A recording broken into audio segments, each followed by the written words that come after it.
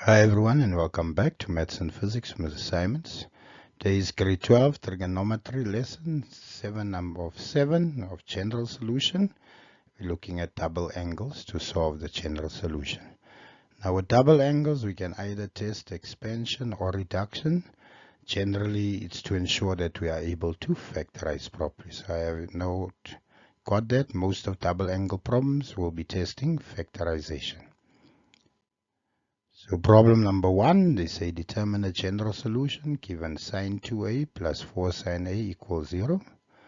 So sine 2a can only be expanded one way using double angle. It becomes 2 sine a cos a plus 4 sine a. From there you should see sine a and sine a are common factors. So whenever I have a plus or minus separating terms, I'll always first look for a common factor.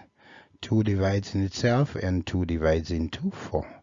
So if I take out 2 sine a as a common factor, I have 2 sine a divided by 2 sine a cancels. I'm left with cos a. Positive stays positive. 4 divided by 2 gives me 2. And sine a divided by sine a cancels. So therefore, using the zero factor law, I have 2 sine a equals 0. I have cos a equal negative 2. 0 divided by 2 stays 0. If I press shift sign 0, I get 0 degrees. Cos A equal negative 2. Remember, as I said, when you draw a sine or cos graph, the value in front of cos, the coefficient, gives me the amplitude or the range, how high the graph would go and how low it goes. Here the value is 1. So therefore cos A can only be equal to 1 and less than or greater than equal to minus 1. So it will never reach negative 2. Therefore we have no solution. Here reference angle 0, so sine is positive. Treat the 0 as a positive in quadrant 1 and quadrant 2. So A equals 0 degrees plus K times 360. So A equals simply K times 360. Quadrant 2, 180 minus theta plus K times 360. And A simply equals 180 plus K 360. 1 mark for expanding using the double angle. Another mark for factors. 1 mark for creating both equations. 1 mark for getting a reference angle. There for creating the equations and solving. Very important, we end off by saying k element of integers. Right, let's look at the second problem. So determine a general solution to you given 2 cos a minus cos 2a equal 1. Right, if I take 1 over, it becomes negative 1. Because I have cos, I have to write cos 2a in terms of cos. If that was given as sine, I would have written cos 2a in terms of sine. I hope you got that. So cos 2a is the same as saying 2 cos squared a minus 1. So that becomes negative 2 cos squared a, right, plus 2 cos squared a, and there I have negative 1 times negative gives me positive 1, minus 1 becomes 0, so the 1's fall away. So between the two, I have now cos and cos. I can take out the common factor, which is negative 2 cos a. Negative 2 cos squared a divided by negative 2 cos a gives me cos a. Positive divided by negative gives me negative. 2 divided by 2 gives me 1. And cos a divided by cos a cancels. Right, using zero factor law, now I have negative 2 cos a equals 0 or cos a equal 1. Simplify there, cos a equals 0. So shift cos 0 gives me a reference angle of 90 degrees. Shift cos 1 gives me a reference angle of 0 degrees. Alright, so for the first one, cos a equals 0. If we treat it as positive, cos is positive in quadrant 1 and quadrant 4. So A simply then equals 90 plus K times 360, or A for quadrant 4, 360 minus 90 plus K 360, then gives me 270 plus K times 360. K element of integers. Second one, reference angle equals 0.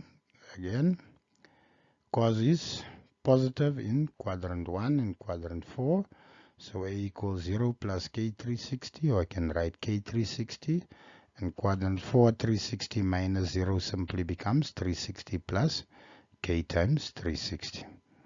Right, 1 mark for expanding using the correct double angle, 1 mark for factors, 1 for creating the two equations, 1 mark for the reference angle, creating the equations, solving, creating the equations, and solution. Alright, problem number 3. Determine the general solution. Now we've given you sine A cos A equals 0,3. Now take note, this is called a half angle, meaning I can only reduce sine A cos A if it has the value 2 in front of it. So to get to the 1 that was given, I say half times 2, which I know is 1 because half of 2 is 1. But now I'm introducing a 2 there. So I write half and I have 2 sine A cos A equals 0,3.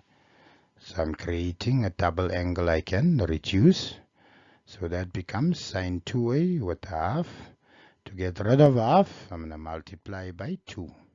So 0,3 times 2 then gives me 0,6. Shift sign 0,6 gives me a reference angle of 36,87. Right, now sine there is positive, and it's positive in quadrant 1 and quadrant 2. So therefore, for quadrant 1, we have 2a equal 36,87 plus k times 360 because I have sine. Or I have 2a equal 180 minus 36,87 plus k times 360. From there, divide everything by 2. So 2a divided by 2 gives me a. 36,87 divided by 2 gives me 18,43. And K360 divided by 2 gives me K180. For quadrant 2, 180 minus 36,87 is 143,13. 2a divided by 2 to get to a. 143,13 divided by 2 gives me 71,57. Again, 360 divided by the 2 becomes k times 180. And I must specify that k is an element of integers. Right, so 1 mark for the double angle, 1 mark for reducing that double angle, 1 mark for the reference angle, a mark for creating both equations, 1 mark for simplification, and another mark for some final answer. Right, and there must be k element of integers. Right, so hope you follow. So 7 videos. Hope you've watched all of them, and from there basically became aware of all the ways we test general solution. God bless. Bye.